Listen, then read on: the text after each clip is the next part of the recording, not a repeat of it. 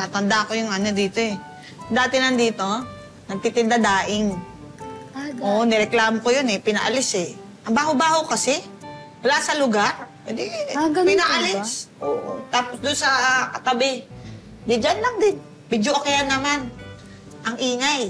Ay, maingay nga po talaga doon. Oo, nireklamo ko din. Pinaalis. Pinaalis din.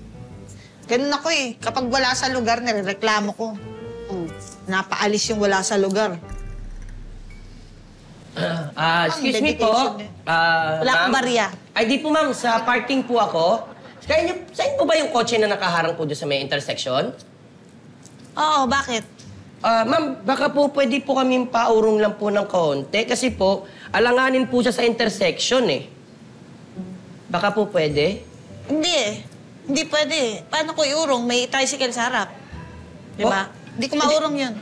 Hindi, paurong lang po ako ng konti, ma'am. Kasi kaya pa naman po eh, kahit konti lang po. Bante lang po konti. Hindi nga maabante. Kasi may tricycle sa harap. Paano iabante? Paano iurong? Ipaurong mo yung tricycle para maurong yung kotse ko. Ma'am, ganito po kasi, sa totoo lang po, yung tricycle po, ma'am, maayos po yung pagkakaparada. Yung kotse nyo po ay wala po sa lugar. Kaya pwede po, pakiurong lang po ng kaunti kasi po nakaharang nga